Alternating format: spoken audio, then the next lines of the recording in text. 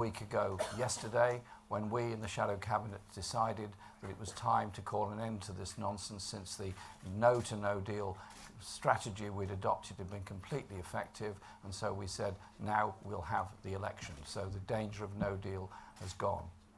Since then, I've been to 14 constituencies already today, and the response is amazing. The numbers of people coming out to events and supporting our party is extraordinary, and last Saturday we got 1 million leaflets distributed all over the country. The Labour Party, well prepared, well organised and utterly determined to win this election.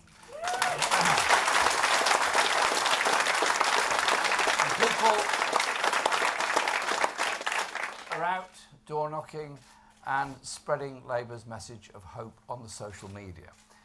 It's about discussing things, talking to people. It's not just door knocking and identifying our support. It's about encouraging people as to the world they could live in and raising their sights as to what is possible within our society. And you know what? The atmosphere is absolutely electric in every constituency I go to, because we all know that this election is a once-in-a-generation chance to transform our country, tear down the barriers that are holding people back, a chance to rebuild our National Health Service, our schools, our police force, by taxing those at the top to properly fund the services for everyone else.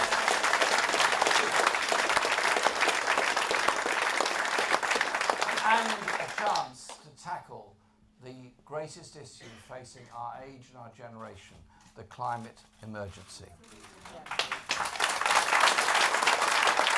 It's the biggest issue any of us has ever faced. It's the biggest issue this whole planet faces. And our way forward is a green industrial revolution at the very heart of our proposals to transform this country. In this election, Labour is putting forward the most radical and far-reaching plan for real change in our lifetimes. But I know we've got to work very hard to win people's trust, because for all the excitement here, many people in our country have grown weary of politics. They've lost faith that politics can change anything that actually affects their lives. I understand that, I get that. Because let's be honest about it, Westminster hasn't exactly covered itself in glory recently.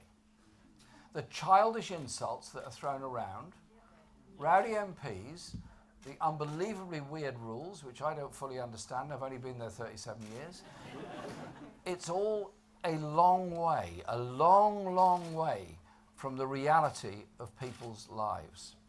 So if you're working long hours for wages that barely cover your bills, food and rent, and nothing ever changes, you're right to feel frustrated with the political system, because it's not working for you.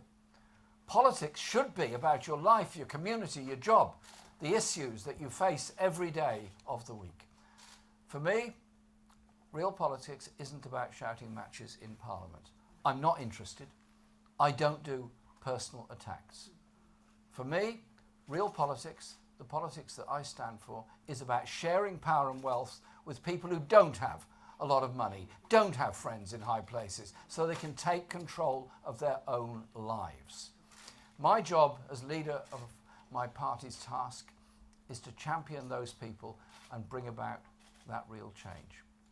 Here in Telford, where a fantastic local community campaign led by Katrina, by the Labour Party and the Labour Council are fighting the closure of your Women and Children's Centre and the downgrading of the A&E department. That's absolutely crucial. To me, that's real politics, bringing people together to stand up for the community. And that's why I became an MP in the first place. I never thought that MPs are special individuals with unique wisdom. It's not supposed to be a glamorous job. Sorry, Katrina. It's an ordinary job. It's not glamorous, But it's a platform for your community, not for yourself, and that's how I see it. When I was elected to the leadership of this party, I was proud to have the chance to extend that principle into everything that we do, to put Labour at the heart of communities, standing alongside the people we seek to represent. And I was proud to see our party grow into not just the biggest in Britain, but the biggest political party in Western Europe with 500,000 members, determined to put wealth and power in the hands of the many and build a fairer country that cares for all. My view of leadership is different from the one that people are used to, and that's been deeply analysed by many hostile articles in newspapers. But that's okay. They've got to write things. It's their living. Yes, I believe leaders should have clear principles that people can trust and the strength and commitment not to be driven off course. You have to stand for something. But leaders must also trust others to play their part. Think of it like this. A good leader doesn't just barge through a door and let it swing back in the faces of those following behind. A good leader holds open the door that others may walk through in the future. Because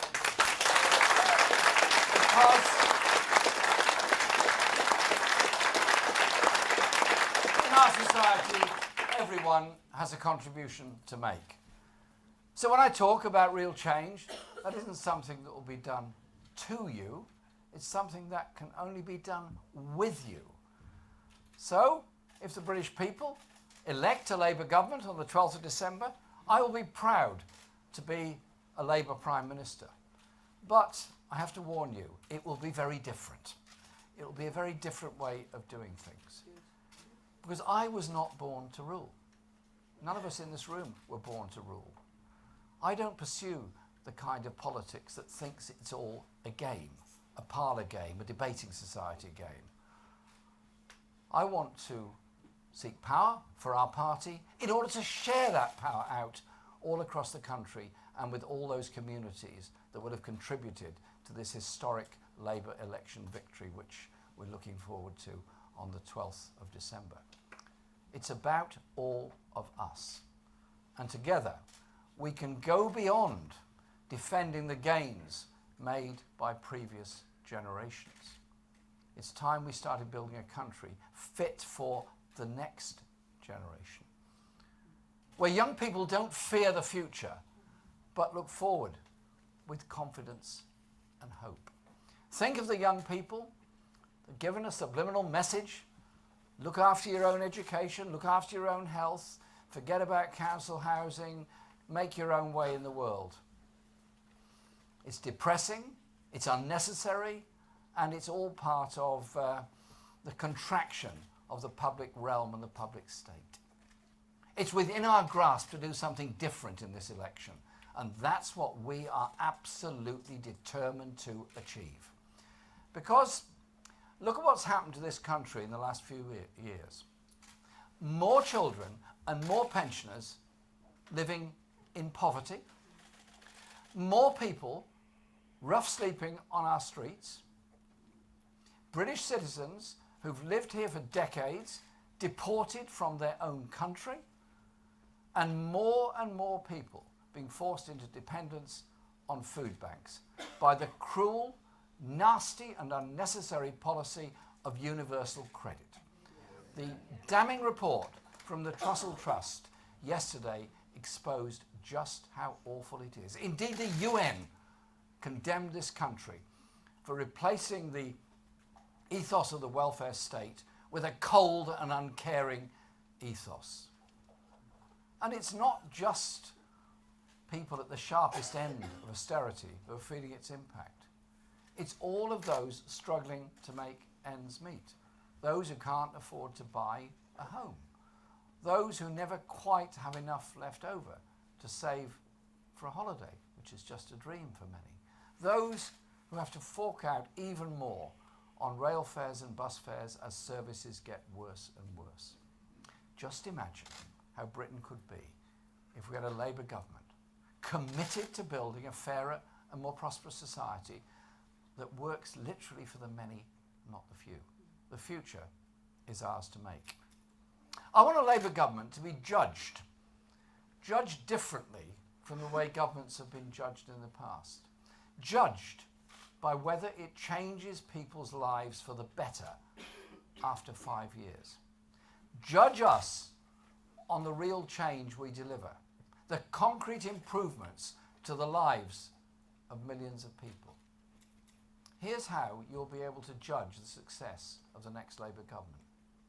Judge us on whether in-work poverty still exists in 5 years' time. Judge us on whether people are still sleeping rough after 5 years of a Labour government.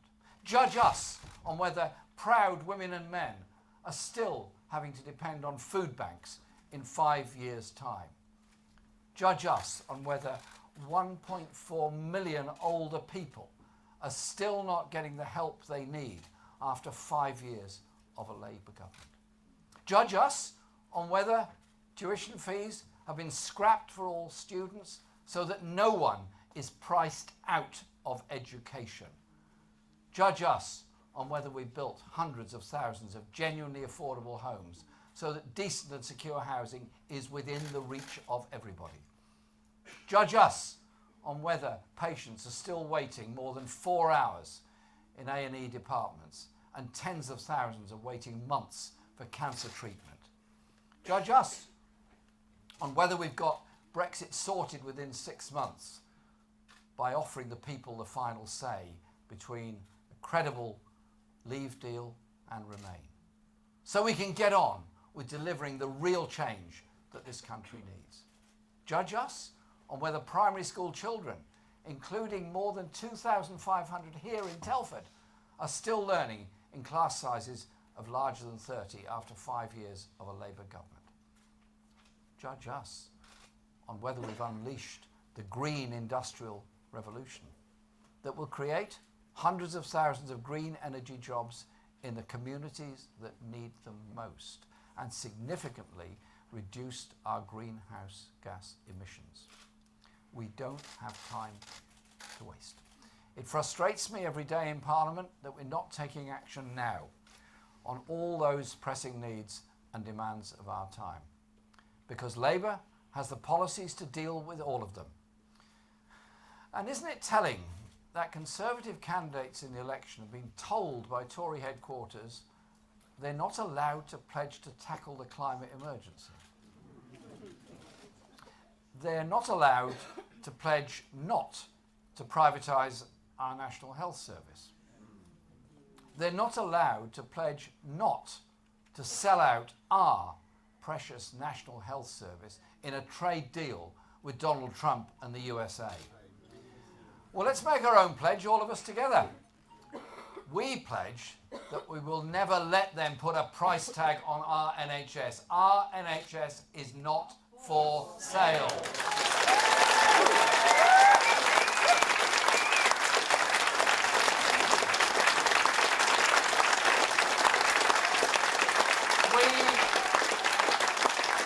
We will never let them send £500 million a week in NHS money to big US drug corporations.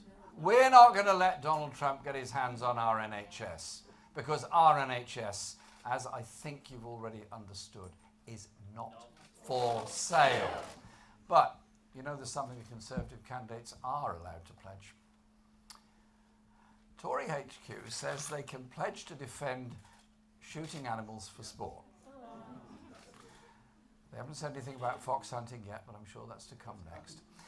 Doesn't that tell you all you need to know about them? Actually, there's one more thing you need to know. They quite shamefully think the victims of Grenfell Fire died because they didn't have the common sense to save themselves. I'll tell you what's common sense. Don't put flammable cladding on people's homes. That is common sense.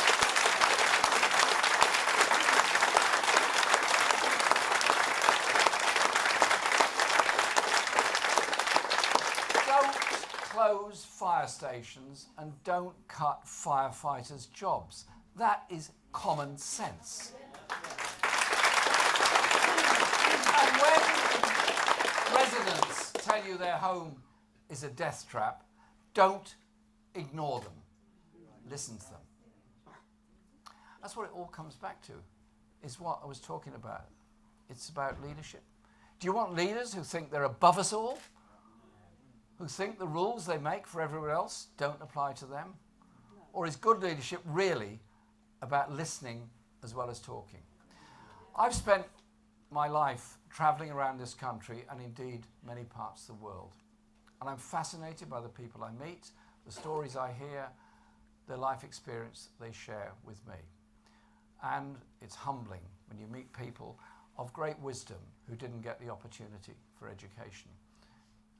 There's often great wisdom amongst the poorest people. There's great wisdom amongst those that have been badly treated by society.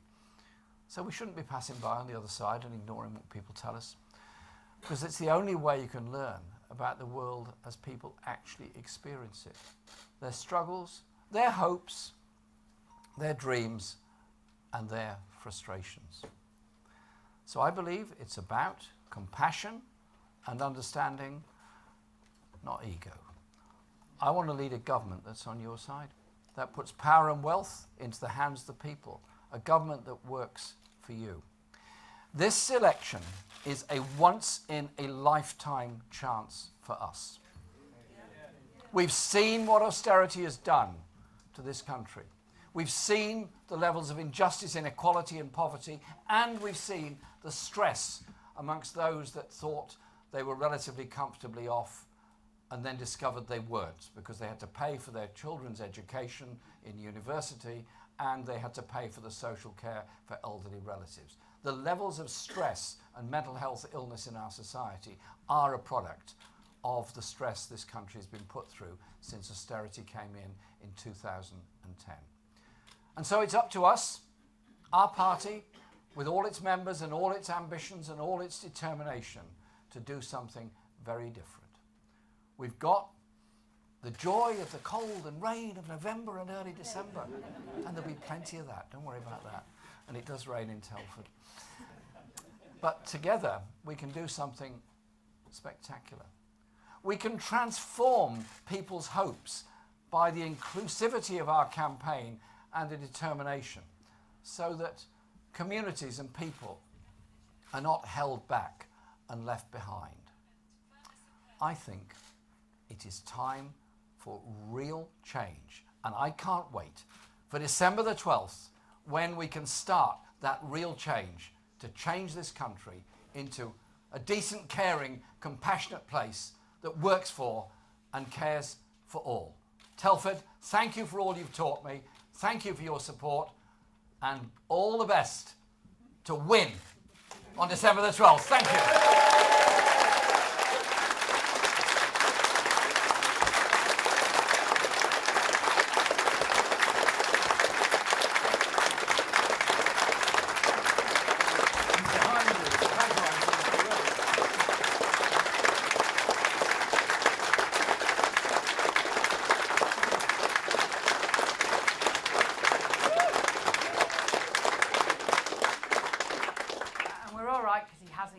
Cry. So, it's to come. I've got many days left. So, now we're going to take some questions, and we're going to start with the media, and we'll take them in groups of 4. Can I ask everyone in the room to ensure, as is good Labour Party policy, that we respect people's views and opinions, and we let them ask their questions, please.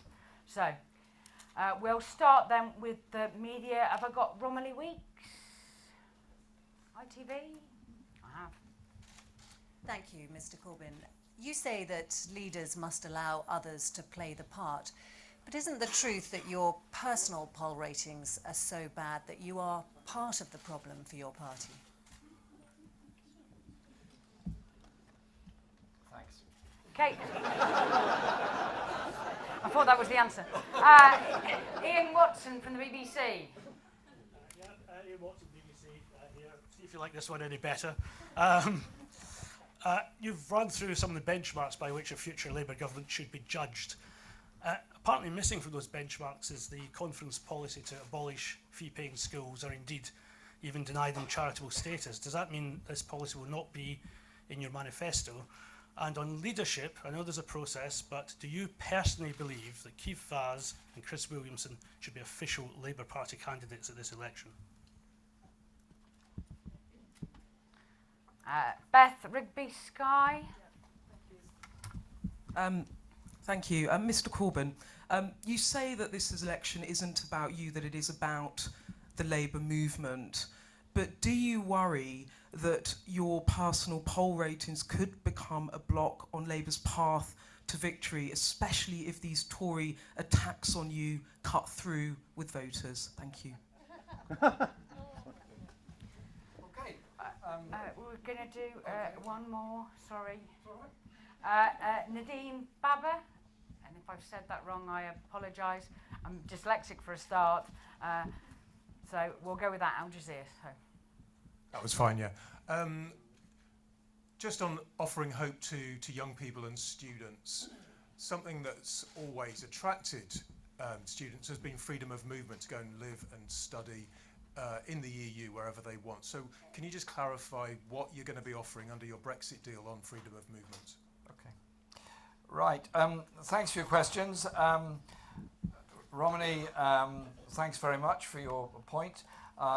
Personally, I never comment on opinion polls, and so I'm not about to start doing that. I lead the party, and I'm proud to do so. I've been elected twice to lead this party, and I spend my whole time travelling around the country campaigning for this party, and that's what I'll be doing in this general election.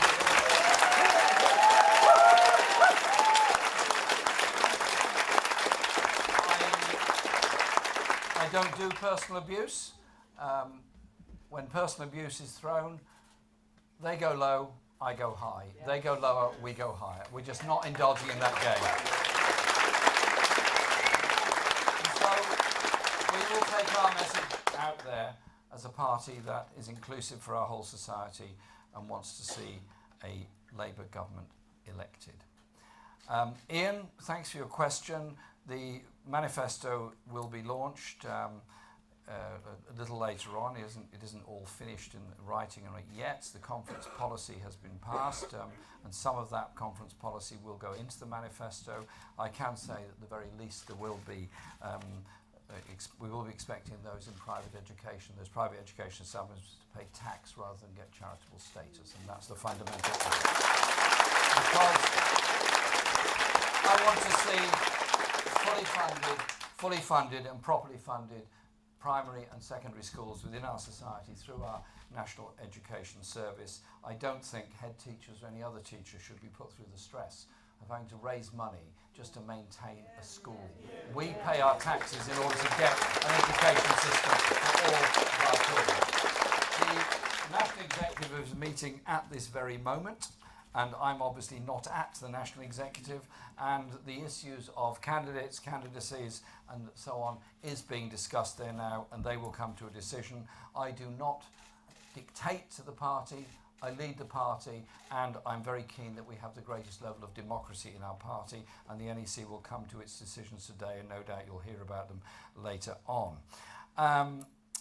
The issue, Beth, thank you, on poll ratings. Well, I've given my answer that I don't particularly follow poll ratings. All I know is that our message is one of inclusivity in our society. Our message is about the social justice we want to bring to this country and this world. And our message is to everybody who's not yet registered to vote, get on that register to vote. In the 2017 election, there were queues of experts in TV studios and radio studios and so on, lining up at the beginning of the campaign to write off the Labour Party. What happened then?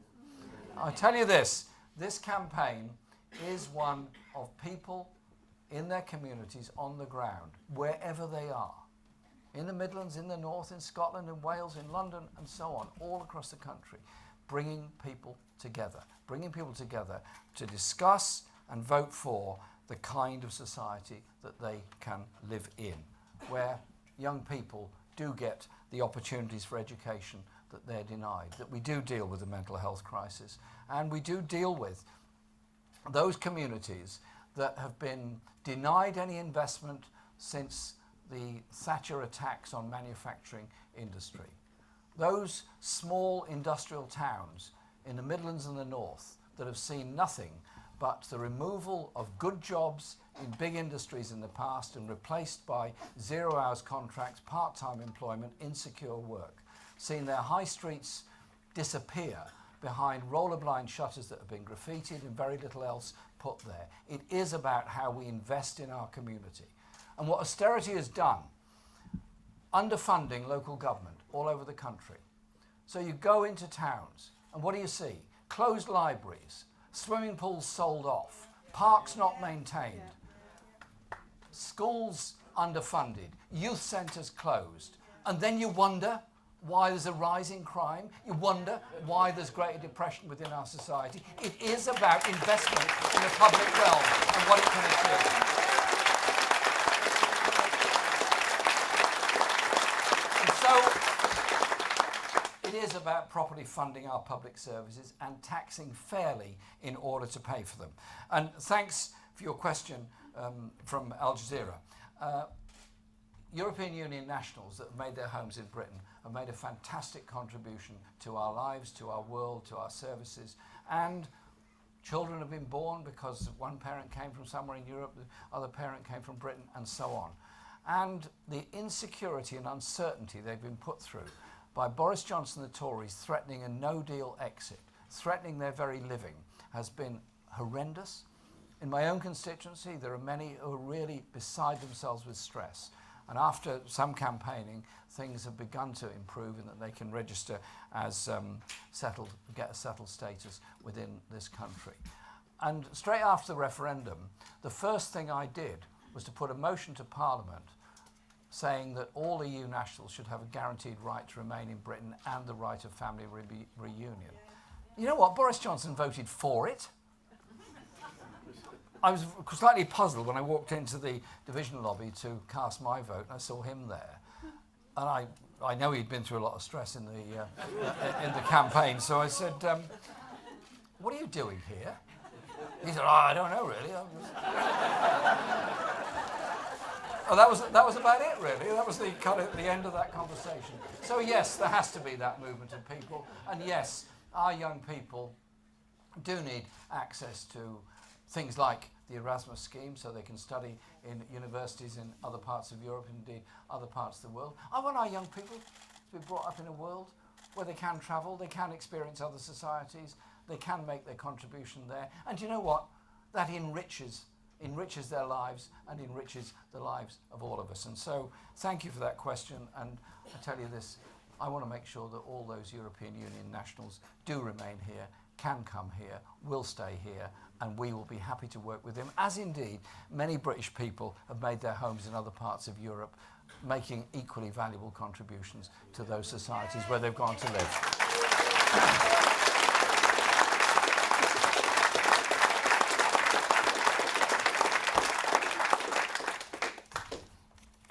I'm up, or you are. Okay, next round. So we've got Kate Proctor from The Guardian.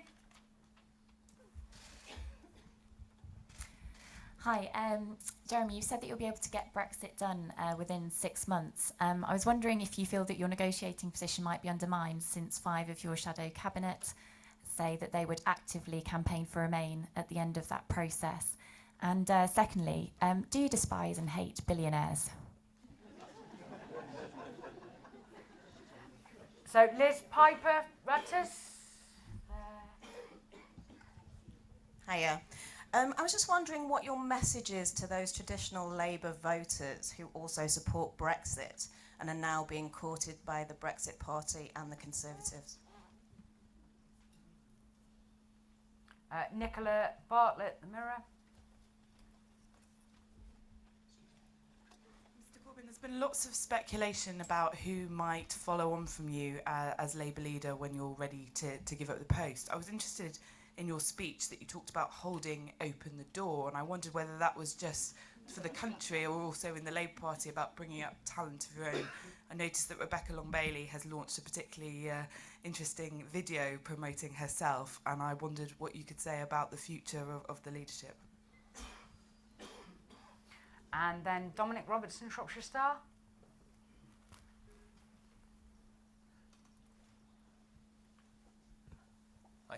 Speaking to the voters of Telford and Wrekin, can you give them a guarantee that their A&E would remain open 24 hours along with their Women and Children's Unit under a Labour government? And also, what do you make of the Health Secretary's proposal for an A&E local to replace the current situation? Okay. Thanks for those questions. Well, there's a great variety there, aren't there? First of all, on leadership of the party, I was elected to lead the party. I will carry on leading the party, and at some point, somewhere, sometime, in the long distant future, there will be a different leader of the party. But I am very happy in what I'm doing, and we have actually an extremely talented team on our front bench of people of all ages, backgrounds, experience, more women in our shadow cabinet than ever before, more women being elected to the next parliament than ever before, thanks to all women shortlists and the promotion of women in the Labour Party, as well as a greater diversity of MPs than there's ever been before. Our party genuinely does represent people all over the country, and I'm very proud of that. I'm very proud of the work that they're putting in on all of this. And so the other issues that have come up about your view on Brexit, I simply say this. Our policy, my policy, has always been to try and bring people together, however they voted in the referendum of 2016. If you live in Telford and you're in a private rented flat and you're on universal credit and you've got a 0 hours contract job and you're having real problems making ends meet, you may well have voted leave on the basis that you're fed up with the way in which the establishment has treated you, you're fed up with the way your life exists. If you live in my own constituency in North London and you've got exactly the same living standards, you're in a very expensive private rented flat, you find it hard to make ends meet, you're well above the local housing allowance and you're really up against it, you may well have voted Remain. Actually, you both have exactly the same interests. You're not against each other. You're actually against a system that is grotesquely exploiting you. So our whole strategy has been to bring people together however they voted in the election. And in short, the policy is that within 3 months of the election of a Labour government, we will negotiate a customs union trade arrangement with the EU, protection, dynamic protection of the rights, consumer rights, workers' rights and environmental standards, and obviously by negotiating a customs union we protect the Good Friday Agreement. And within 6 months we'll put that to a referendum between a credible leave option that doesn't attack jobs and living standards within our society and Remain. And during that time we'll hold a special conference of our party to see what's happened, review what we do and decide what our policy is. All of our front bench spokespersons in this election will be saying, with Labour, you get a credible deal. We are not allowing this country to go into a no-deal scenario where we descend into the arms of Donald Trump and a trade deal with the USA and all the threats that brings. Instead, you have the Labour offer. And at the end of the day, you get the final say. I think that is credible. I think it's sensible. I think actually it's grown-up politics. And you know what? In this election, people, yes, of course they're concerned about Brexit, obviously. But they're also very concerned about living standards, about wage levels, about the environment, about housing, about health, about schools, and all of that. And that's what we're going to be putting forward in this election. They're also concerned about the kind of government we would be that will actually reach out to people, not just in this country, but also with an agenda for human rights and peace around the world. And so I am very hopeful of the way our party is going to go forward, bringing people together. On the question of health services in Shropshire, thank you for bringing that up. I'm old enough to remember when Telford didn't have a hospital. It was a campaign to get a hospital built. And I recognise the great work that's been done here. Great work that's been done in the A&E department, both here and in Shrewsbury. John Ashworth and I have discussed this many times. We've discussed it with the councils and obviously with Katrina as well. And I'm absolutely clear there needs to be A&E department in both Shrewsbury and in Telford. Fully funded A&E department.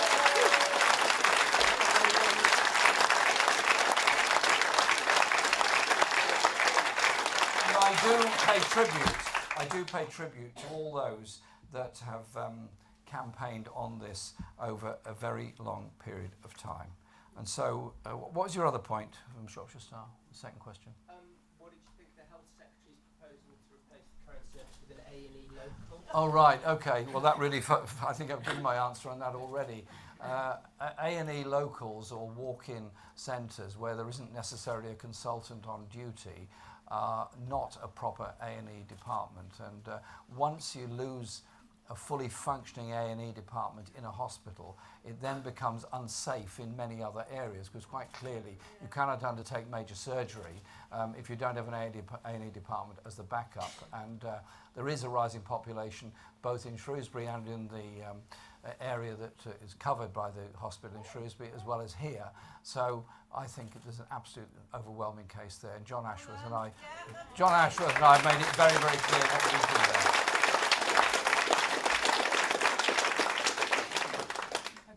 So we've got some questions from the audience. So is it Gus? That's it, yeah. Gus. Yeah. Mr. Corbyn, could you just look at me? Well, He's just writing. He's just writing. Hi Gus, how are you? Oh yeah. All right. Thank you. Yes, we have. Yes. Lovely to see you, Gus. Yes, thank you. Last year I was on hunger strike 14 days. I'm now in the second hunger strike. I'm 3 days into it. After last year I was promised to go down to the MOD, which I did, and I saw the then Veterans Minister Tobias Elwood. He promised to make changes. We have 13,000 veterans living homeless, that's the official figures of the Royal British Legion. We have charities holding on to £277 million in reserve, the top 10 charities. And we have a current suicide rate this year of 59 veterans, and it was nearly 80 last year. So my question is, what is the Labour Party's policy regarding the issues I've just mentioned? Thank you.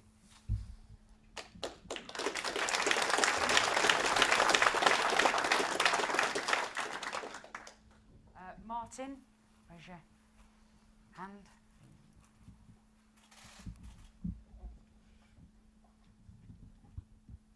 Thank you very much. Martin Scott, local resident. In the last year to September 2019, Telford and Wrekin's unemployment rate, or rather those claiming unemployment benefits, rose by 70%. That's only part of the problem. In-work poverty is a massive problem in Telford and Wrekin, in the West Midlands, and in this country. Lots of people work very long, hard hours for not enough money to make ends meet. We have a real problem with our local food banks in Telford. They are not always full of food. Very often they completely run out. They have recently opened a baby food bank, particularly to support local parents and their children. What will the Labour government do to help fight in-work poverty? Thank you.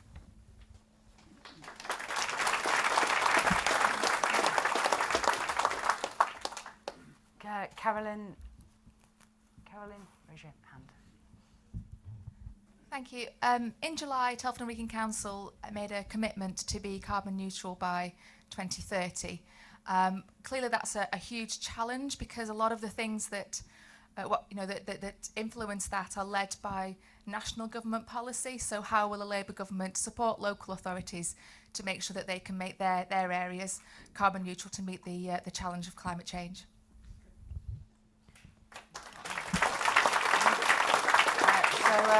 And we've got Ray.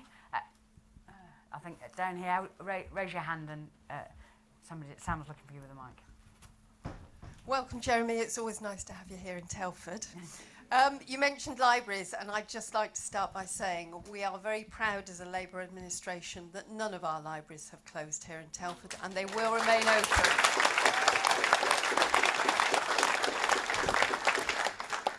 We're also proud as a council of our partnership working with our voluntary sector. Working with our voluntary sector, we have managed to maintain a whole raft of services that we wouldn't otherwise have been able to deliver. But what I'm seeing now is that sector starting to buckle. It's buckling without finance and the pressure. And what I'd like to know is, what will Labour be doing to support the voluntary sector? Thanks. Gus, thank you very much for your question. We met before, and I listened very carefully to what you had to say when we met before. And indeed, I spent quite a lot of time listening to a group of veterans in Hartlepool in the northeast. And from that, we developed our charter for ex-service people and also for serving service people. And so there are a number of points in it. Firstly, we will stop the privatisation of armed forces housing, which is going on at the present time, where they're being pushed into the private rented sector with all the costs that go with it. We will give far more support for the education of service people's families and the children, which is often a source of enormous stress to them. We also discuss with the three services the issues of preparation for demobilisation, because many of those in the services are simply not given the support or preparation they need before they leave, and therefore don't go into the jobs or professions they want. And there is insufficient support and a far too great reliance on charities to deal with those that are going through post-traumatic stress and mental health conditions that go with it. So this weekend, it's Remembrance Sunday, and everybody will go there to their local war memorials. I'll be there, and remember all those that have died. And that is a day when the whole country comes together. But after that, unfortunately, they go back to the loneliness of post-traumatic stress, and it's horrifying the number of rough sleeping homeless people that I meet around the country who are indeed former soldiers, who haven't been given the support they should have been given, haven't been able to make their contribution that they ought to make. And so our charter will include all of that, include proper mental health support, but it will also look at issues of soldiers' pay and conditions as well, or all service people's pay and conditions, because it is not good, and we will ensure there is a right of some form of representation of the members of the armed forces. It's in our charter there, it will be in our manifesto, and it will be part of our offer to people in this country. And so those that are in the armed forces will get the support they need, but also the armed forces will get the support they need as well on equipment, but also when they're on peacekeeping missions, when they're working under the UN, or indeed anybody else, they get that support there. And so I want to say, Gus, thank you to you for the way that you've highlighted all of that.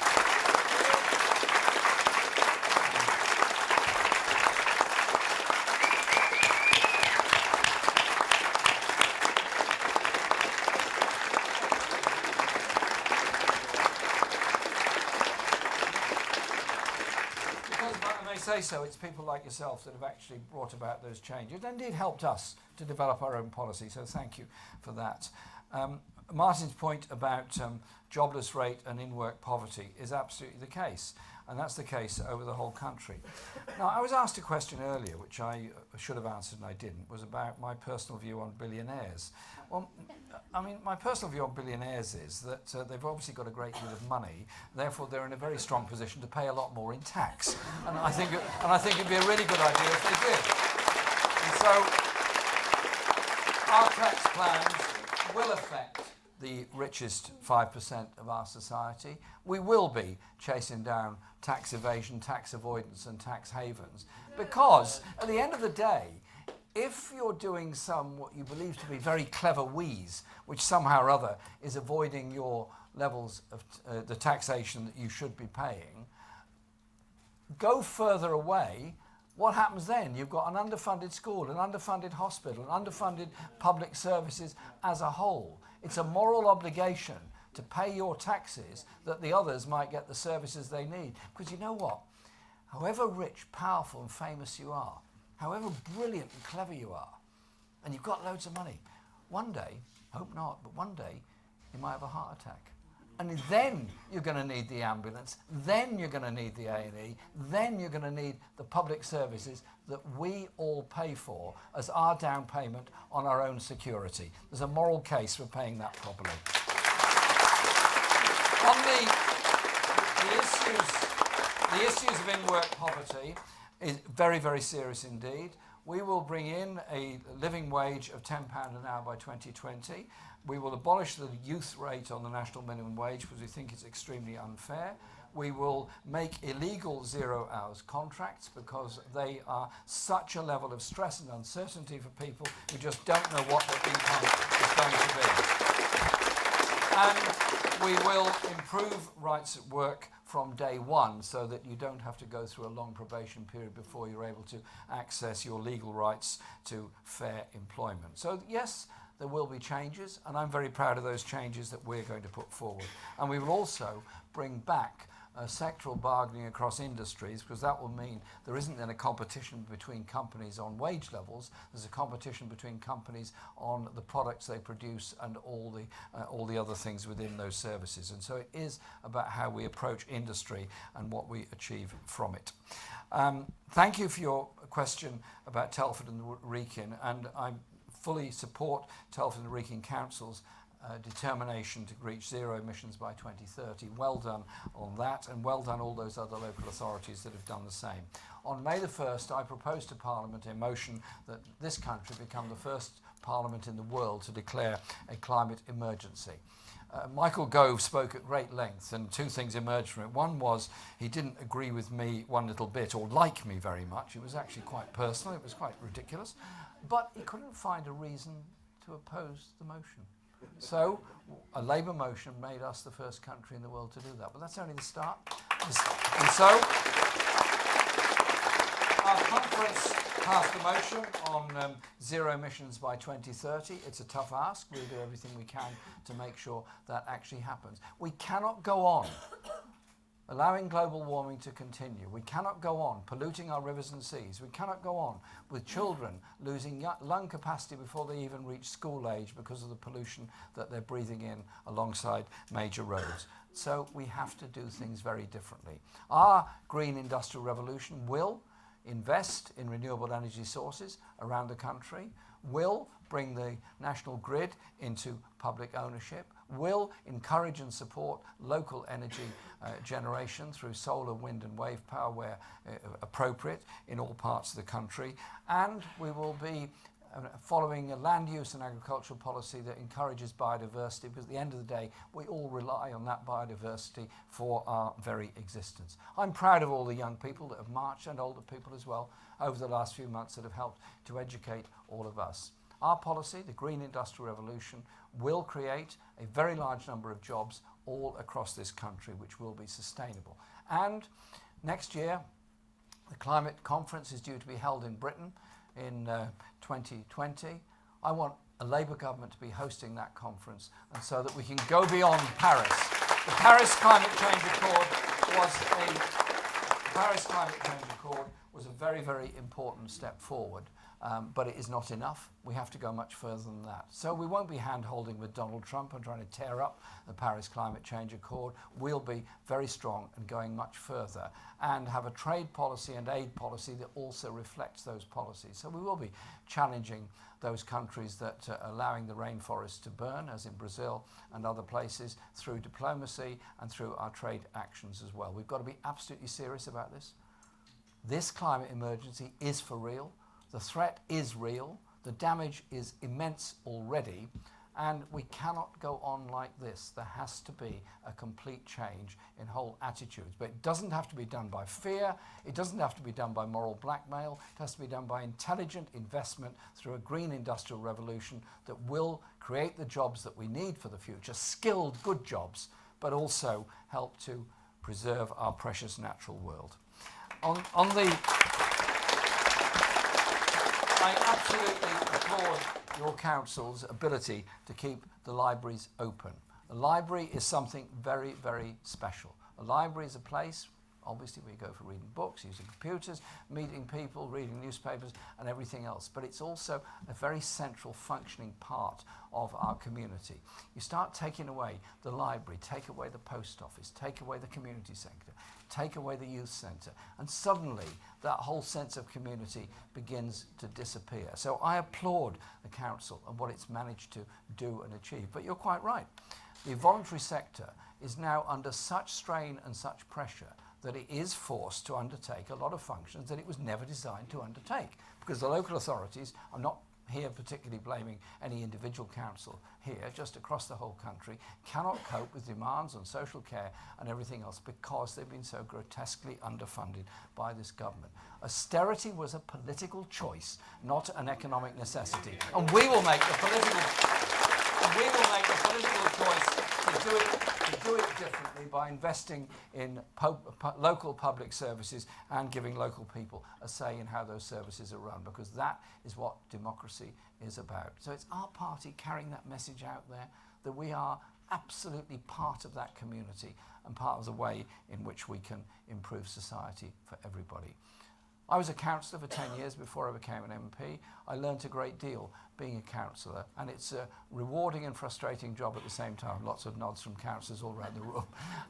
But local government is very important because of the services it delivers. And 3/4 of our manifesto will require the participation of local government to build the houses, the community centres, the youth centres, and all the things that we need to do in this country, and to bring back the wonder which was the children's centres set up by the last Labour government. So I'm looking forward to the election. I'm looking forward to our chance to do so much together, because it's not just individuals who are going to win this election. It's the people of this country that will win this election to create the society that they need and they deserve. Thank you very much.